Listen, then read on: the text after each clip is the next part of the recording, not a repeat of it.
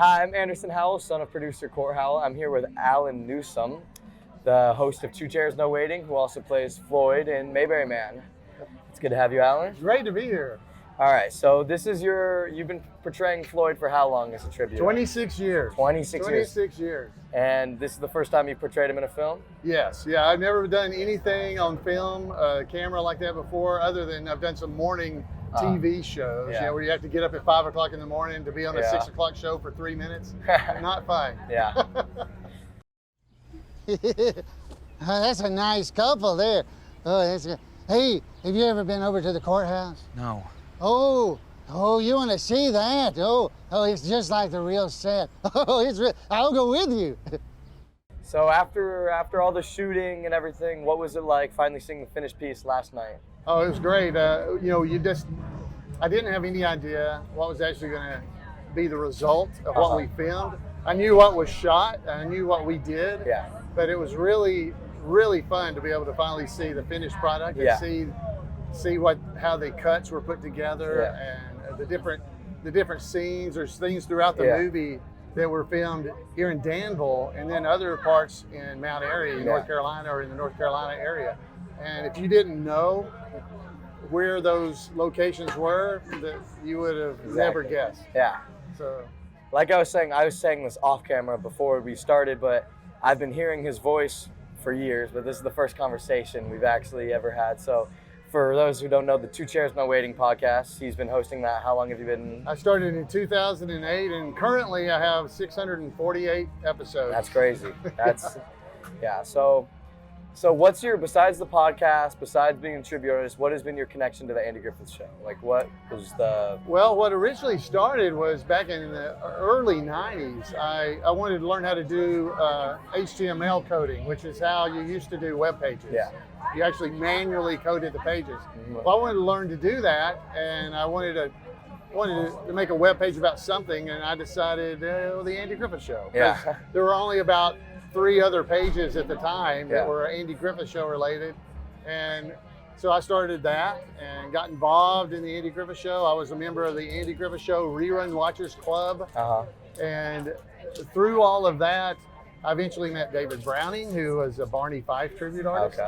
And he encouraged me to start dressing up like Floyd and talking to people because he had seen me after an event. I was sitting around talking with him, and there was we were just doing lines from the show. Yeah. And I was like, hey, you see what it says on the sidewalk out there? Bobby Gribble. Hey, Simon. So he heard me talking like Floyd, and so he started, hey, you need to dress up like this. Yeah. My wife encouraged me, and that was in 94, and I've been doing it ever since. Look at that. I've got to go. I'm a tenor in the Mayberry Barbershop Quartet. Hey, you want to go? Good. All right, I'll see you later. When was your first Mayberry Fest? As a fan, as a tribute artist, when was the first? In 93. I got married in 92, and then in 93 we went to Mayberry Days in Mount Airy, North Carolina, and I really enjoyed it. The fans were like what you see in the movie. They were very friendly and just made you feel a part of a family, nearly, visiting with them. And that encouraged me to want to go to those type of events. And over the years, then I started doing Floyd, and I've been able to go to events all over especially the Southeast and the East over the years, and it's just been a lot of fun.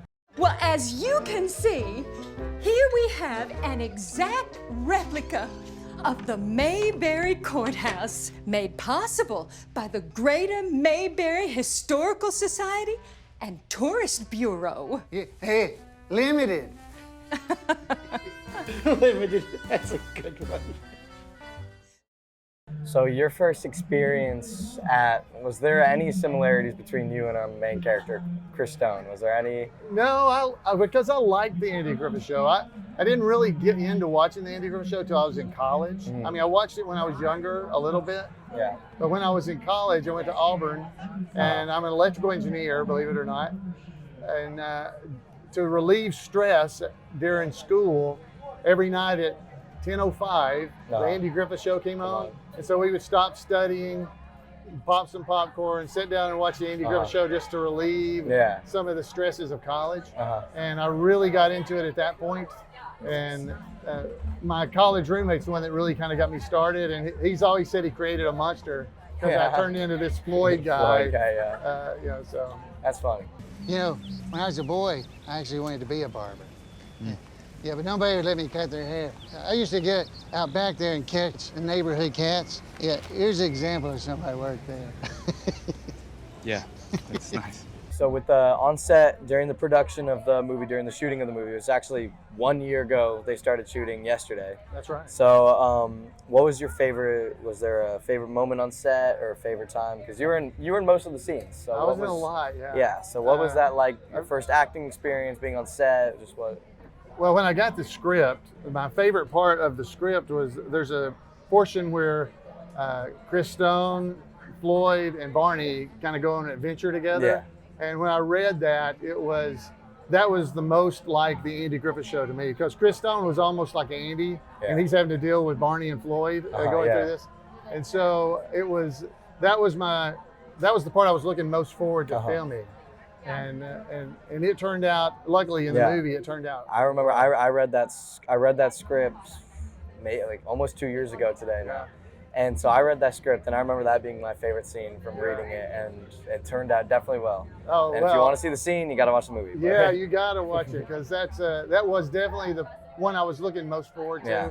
And the whole movie's good, but that will remind people, I think, the most of the Andy Griffith Show itself.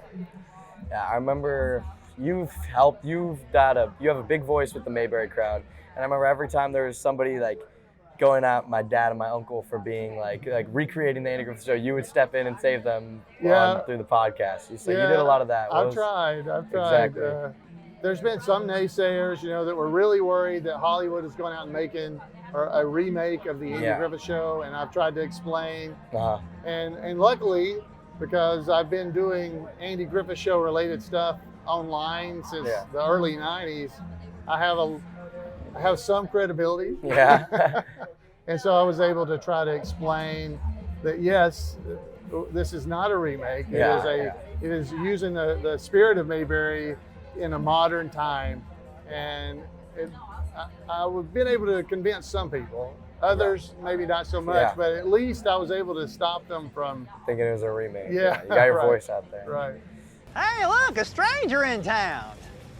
No, we've already met. No, we haven't. I never forget a face. Yeah, I already told you. My name is... No, don't tell me. Don't tell me. Let me see if I can... give me the first letter. C. Cal. No. Clay. No. Cliff. No, it's Chris. Chris! See, I told you I never forget a face. Amazing. Wow.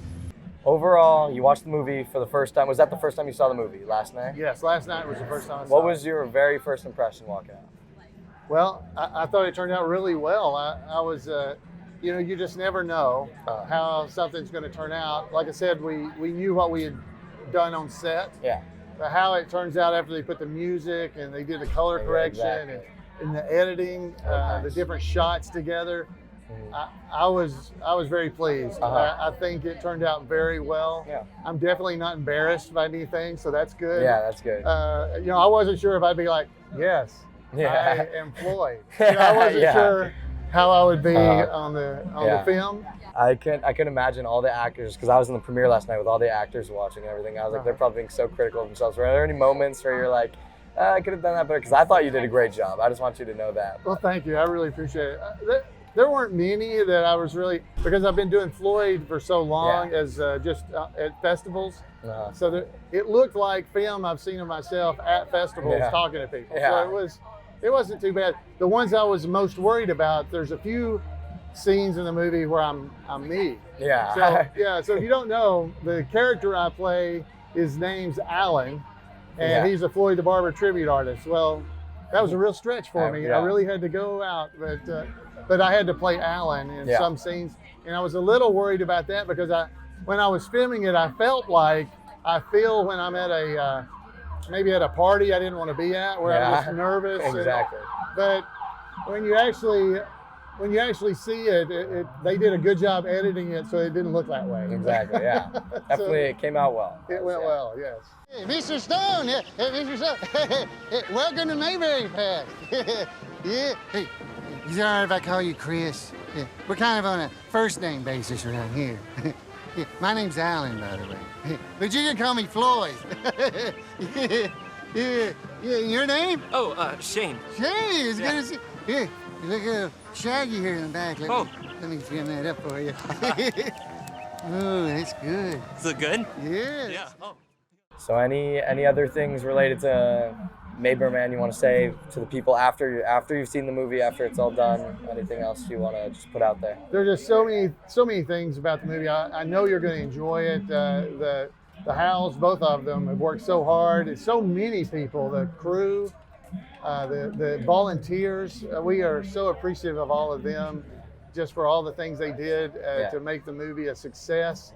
Because it couldn't have been done without all these people. Yeah. We didn't have a lot of money coming into this to make a big Hollywood Avengers movie. Yeah. But it was through all those folks volunteering their time and effort, and we are so thankful for them. Yeah, definitely. All right, well, we're going to get a couple more people on to see what they think, but it was great talking to you, Allan. Thank you very much. Thank you.